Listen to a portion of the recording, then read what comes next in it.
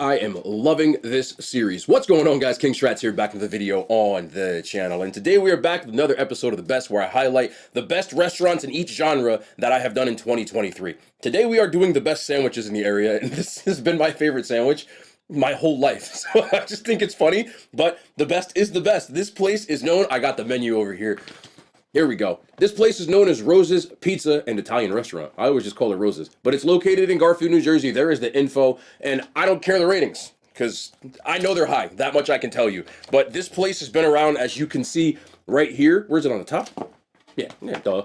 It's been around since 1976, and there is a reason. I have been eating this sandwich pretty much my entire life. They are very popular in the area, and that is what we have right here. I will show you in a minute what we have, but I got two different sandwiches.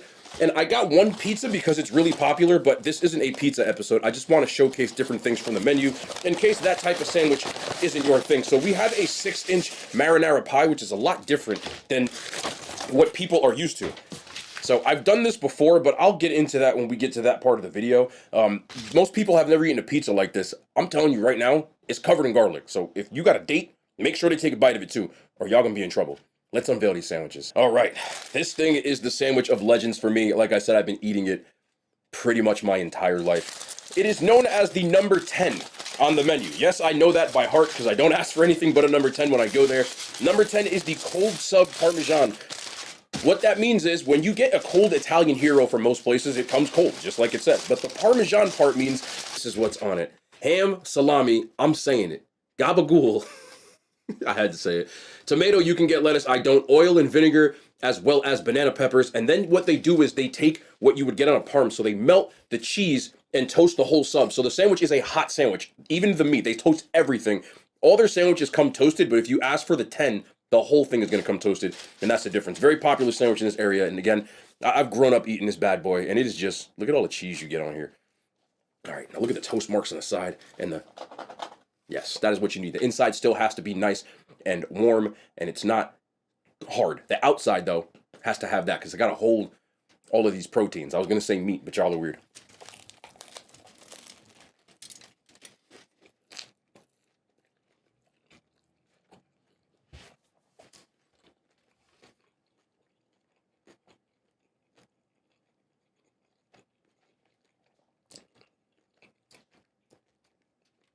The devil's in the details with this one. It is not a complicated sandwich. But to me, some of the best sandwiches that you can have are the ones that are simple but effective. Good amount of protein in here. Good amount of cheese in here. The ratio to bread combo is on point.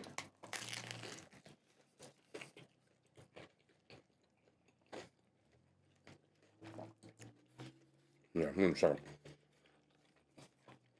The bread is made daily from a bakery. And it's really, really good quality bread. Really, really good quality cheese. And really, really good quality protein. Oil and vinegar, not too over the top. Just enough to keep the sandwich moist, keep it flavorful. And it's just done so well.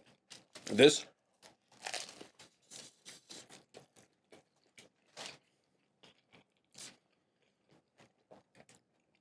is just, to me, what I look for when I want a really good sandwich. And if I am in the mood for a sandwich, not crazy sandwich, but just, this is what I want. It's so good.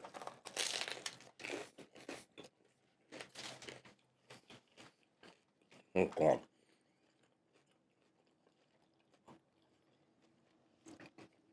The amount of times that I've gone to this place, even as a kid, as a teenager, and ordered this with a sliced pizza and just vibe with my friends, just takes me to a time where I didn't have to pay bills.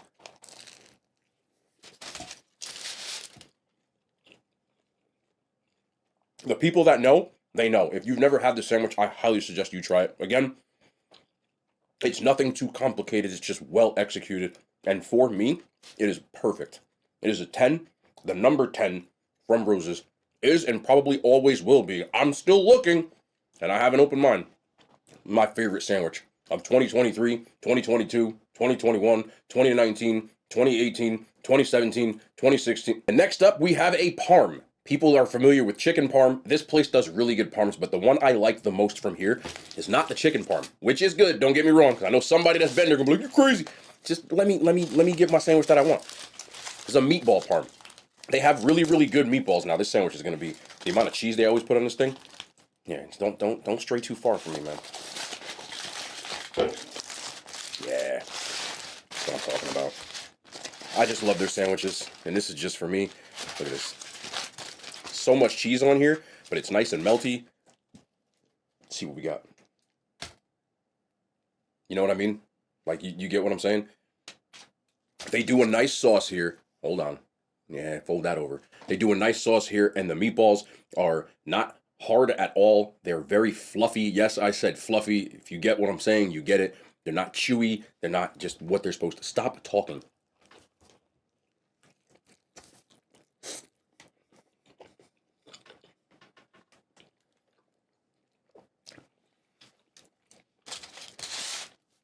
It'll do something to you. It's hot as hell, though. I'm gonna burn my tongue.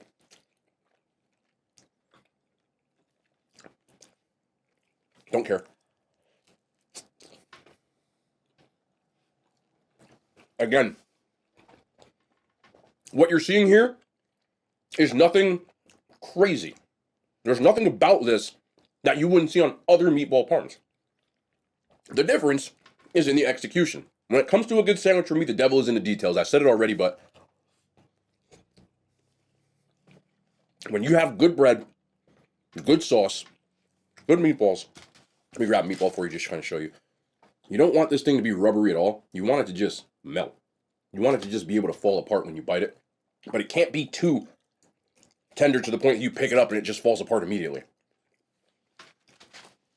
There's a level of, like, nuance to it. And this has it. Whenever I didn't get a number 10, which was, like, really rare, I got a meatball parm. Now, they have sausage parm. They have sausage and peppers.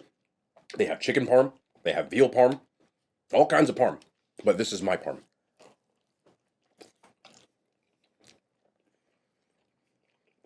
If you're a fan of, like, any kind of parm, say you prefer sausage parm, you won't go wrong with any of them.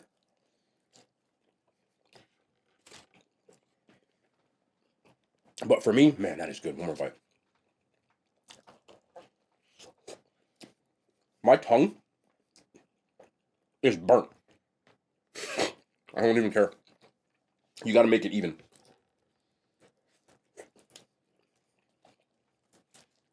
But it's just everything that I want in a sandwich, man. And a lot of people around here really, really like this place for their sandwiches. I do not want to discredit their pizza. It is also excellent. I've had it a billion times, and one of my favorite pizzas also comes from this place, which I have done on this channel as well. But their sandwiches are, for me, what really, really stand out. Can't go wrong with either, though. Trust me. Last, one of the things that I really like from this menu, and what they're known for as well, is the 7-inch, I said 6-inch before, I don't know why. It's a 7-inch marinara pie. Now, it's really simple. Plum tomato, chunky marinara, ton of garlic on a good crust. You can see how thick that crust is right there. And I got sauce on my damn finger. I know somebody's gonna put a timestamp on that one. We okay. But you can see how, look at that. The garlic on here is, I mean, I'm telling you, just make sure if you with somebody, they eat it too, but. Olive oil, parsley, oregano. My phone just fell in my pocket. Did you hear that?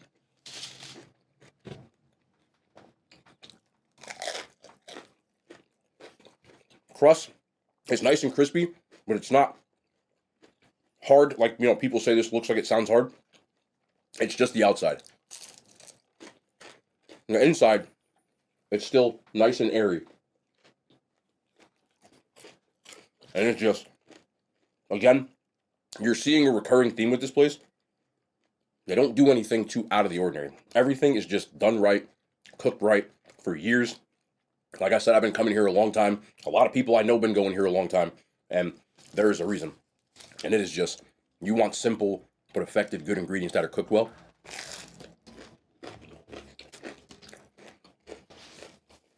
You go to Rose's. Now this one, Comes out to $5.50. You can add toppings. You can even add cheese to the top of this because it doesn't come with cheese, but I prefer it this way, just nice and simple.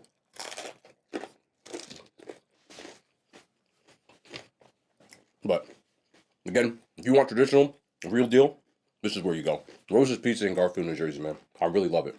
Now, I'm gonna finish this half of this sandwich because there's no way I'm ordering this and not eating, but I have a little bit of a rant. So let's just talk about it. Funny enough, in the video yesterday, I was talking about the college football playoff. And I said this last night. You can watch the video from yesterday, and I have a pretty long conversation about it. I knew today that somebody from those teams that didn't make the college football playoff were going to be upset. For people who don't know, college football, just real quick, they have a 4-team playoff that decides the national champion. But what ends up happening a lot, and this year more than any, is there are about 5 or 6 teams that were deserving of going. The craziest thing happened, though. And I don't care who you are. If you disagree with this, I really just don't know what to tell you. It sets a horrible precedent for the future. And I know they're going to more teams, but it's still going to happen with the odd team looking out. More or less, they picked 4 teams. All right, so you have the University of Michigan, the University of Washington, you have the University of Alabama, I'm sorry, I have to think for a second, and the University of Texas. Texas and Alabama were 12-1. They're conference champions and deserving of going. Michigan and Washington are 13-0, conference champions and deserving of going. All fitting the similar criteria. The issue that people who don't know, most of you know what I'm going to say. In 5th place was Florida State University, FSU. That was 13-0. And they didn't make the national championship playoff. So 2 teams with a loss got in before them.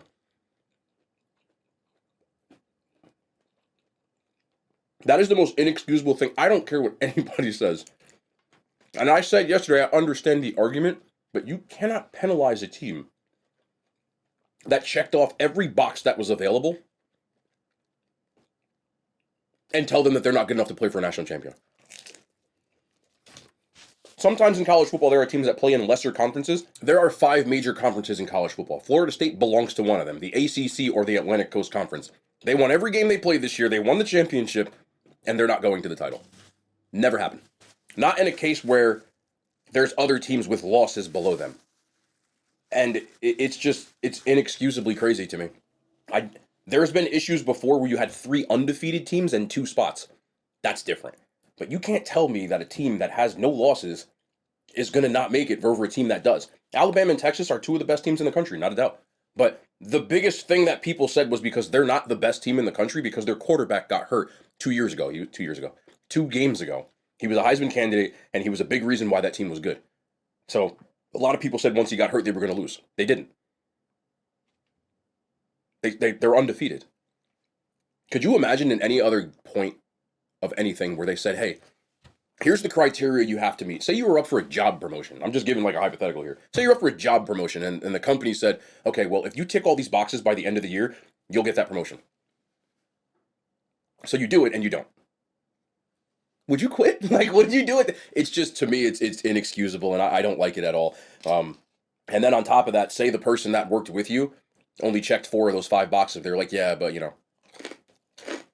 Now, there's nothing that can be done about it, but I just think it sets a bad precedent. As a former player, if I play for Florida State and the schedule is the schedule before the year, and you play everybody, and you win all your games, it's almost like there's no way you shouldn't be playing for a title.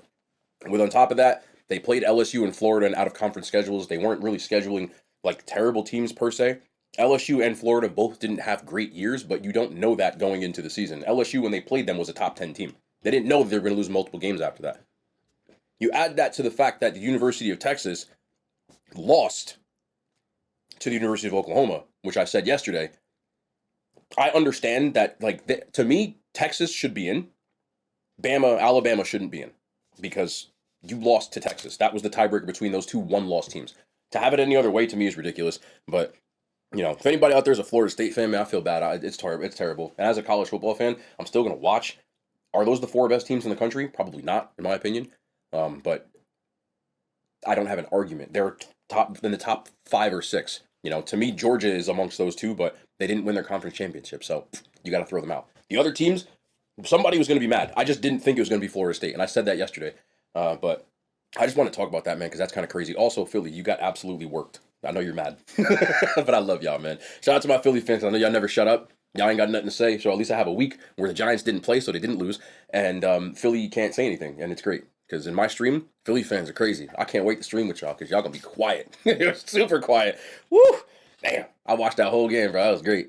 But I just wanted to talk about that before I get out of here. But this is the best sandwich of 2023. If you're in my area, you never tried Rose's Pizza in Garfield, New Jersey, check it out. I don't think it'll let you down. Most people I know have been here and love it, and I know so many people that are regulars at this place. But that's going to be the end of the video. I hope you guys enjoyed, and we'll be back tomorrow. More content, man. I love y'all. The hand signs, they made it to YouTube.